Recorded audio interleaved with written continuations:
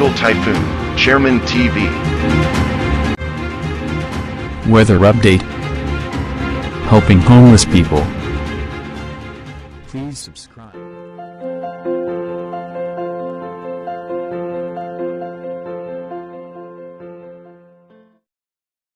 Magandang gabi po. Ito po ang latest update natin ngayong araw, January 30, 2026.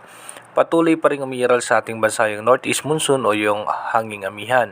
Apektado pa rin po niyan ang buong Luzon, kasama pa rin po dyan ang Metro Manila.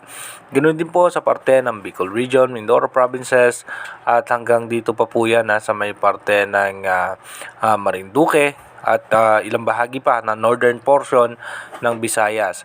Habang yung shear line naman ay apektado po niyan ang malaking bahagi ng Visayas, ganoon din po sa parte ng Mindanao. Asahan nga po natin mataas ang tsansa ng pagulan dito nga po sa Samar, Eastern Samar at saka sa may parte ng Northern Samar. Ganoon din po sa may Bohol at sa may Cebu City. Ganon din po dito sa may parte ng Mindanao, sa may eastern section ng Mindanao. Asahan natin mataas ang posibilidad ng mga isolated rain shower. At tayo naman po sa latest update ng ating European Center. Possible nga po meron tayong nakitang dalawang posibleng sama ng panahon na makakaapekto sa ating bansa. Yan po yung pinaka-latest update as of January 30, alas 7 ng gabi. Yan po yung pinaka-latest update na posibleng sama ng panahon. Dumako na nga po tayo sa ating advanced weather forecast. Bukas nga po, January 31, expected pa rin po natin na mataas ang tsansa ng pagulan pa rin sa Visayas dahil po sa shear line. Pagdating naman po ng February 1, expected po natin aangat ang shear line sa parte po ng Bicol Region at magiging maulan. Pagdating naman po ng February 2, ganun pa rin po mataas pa rin ang tsansa ng pagulan sa parte ng Bicol Region at ilang bahagi ng Visayas. Pagdating naman po ng February 3, ito na nga po, ina-expect na natin yung low pressure area na nasa labas ng ating bansa. At pagdating po ng February 4, posible po yan pumasok ng ating Philippine Area of Responsibility. Bagamat mayroong Northeast Monsoon, ito po ay bahagyang babagal. Pagdating naman po ng February 5, posible po ito mag-develop bilang isang tropical depression or mahinang bagyo.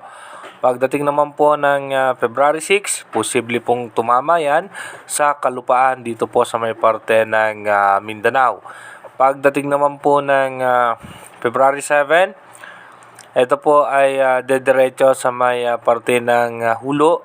At pagdating naman po ng pagdating naman po ng February 8, ito po ay nasa may parte ng Sulusi at meron tayong panibagong low pressure area na nasa labas ng ating Philippine Area of Responsibility. Pagdating naman po ng February 9, so expected natin mataas pa rin ang tsansa ng pagulan sa Bicol Region at eastern section ng Luzon. Pagdating po ng February 10, yung low pressure area na bago, posibleng pumasok ng ating bansa yan. At pagdating ng February 11, ito po ay nasa northeastern portion ng Caraga Region. At pagdating naman po ng February 12, posible po yan na dumaan dito sa may parte ng Surigao or dito nga po sa natitirang bahagi ng Visayas. As of now, bilang isang low pressure area, possible tropical depression. Pero again, iniulit po natin, yung ating advanced weather forecast is possible scenario pa lamang po yan. Malaki pa rin ang tsansa na magbago po lahat yan. Kaya manatili tayong tumutok sa ating advanced weather forecast para malaman natin yung posibleng sama ng panahon na makakaapekto sa ating bansa. Mag-iingat po tayo palagi. God bless po sa ating lahat.